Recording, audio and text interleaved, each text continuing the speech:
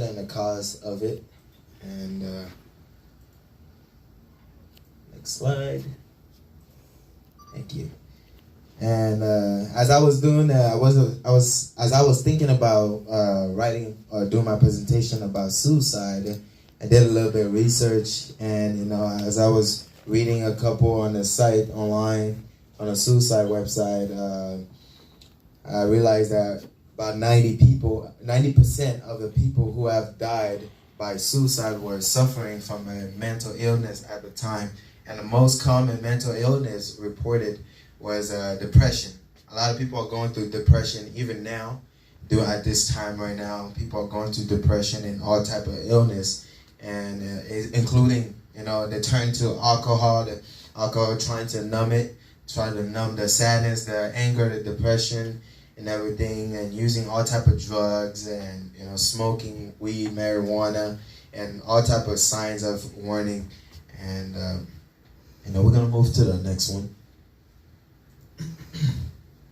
About 3.6%, maybe more now, of course, men dies by suicide or more often than women's do in life, and women's is about 1.4% of women's that try to attempt and also commit suicide in reality.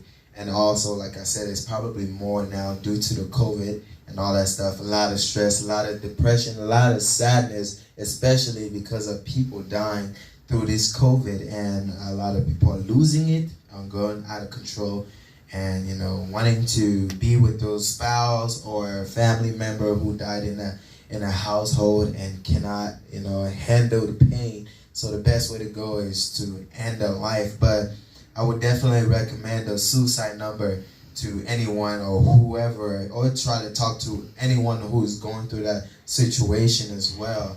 And the number is 1-800-273-8255, and there's a song about it as well, about suicide, by Logic. Anyone can listen to it, and it will explain what it's talking about in life. And we're gonna go to the new slide.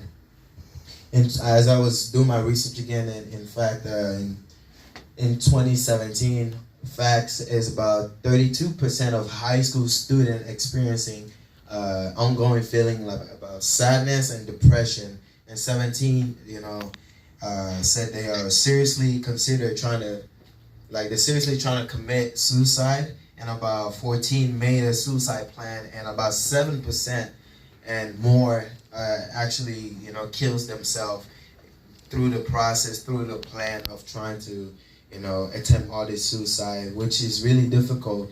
And also overall, the average about 132 Americans die from suicide each day. And as we are going through this pandemic altogether, a lot more dying, more than that number. A lot more, hundreds are dying and killing and committing suicide because of the pain, not being able to handle the pain. And about 1.4 million Americans attempt suicide. Not even just in America, also around the world.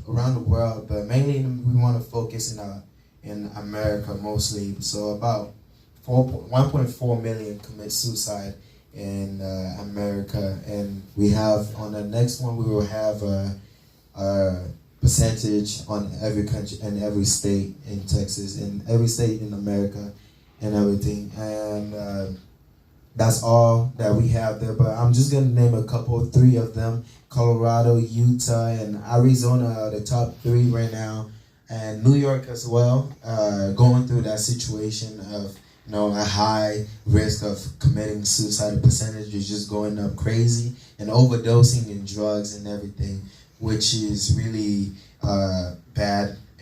But the best thing is always, our last slide.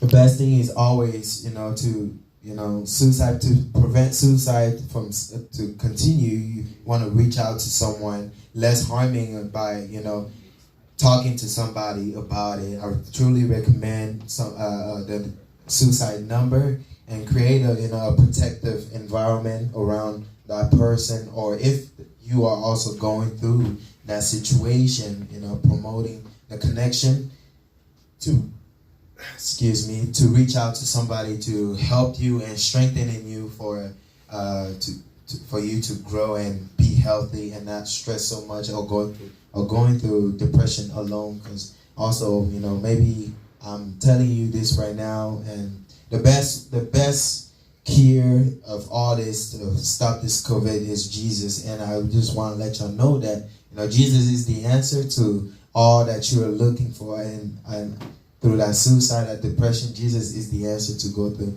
But also, you also have to have that support in life, someone who's going to be there for you and support you and guide you to do the right things and strengthen you to prevent the suicide to happen.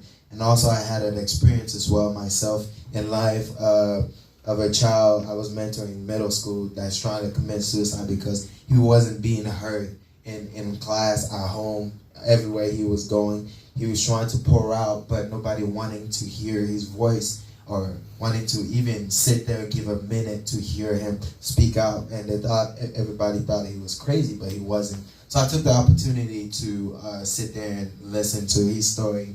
And his story was really amazing. I mean, throughout me sitting there was basically, helping him a little bit and trying to help him understand that everything is okay and there's always hope, and the hope is Jesus. But, family issue, you could also go through that depression, the sadness, anger, all sorts of illness, pain that's going through either at home or at school, getting bullied at school and fighting, or someone lying on you and hurting you for lying on your name when you didn't do any cause, you didn't harm anyone. And that it's really what I want to say. Like suicide, as we're going back again to the first slide, the number again is 1-800-273-8255, and that's the number you could use. And remember that number, put in your contact emergency, just in case you're going through the depression, or someone, a friend or neighbor,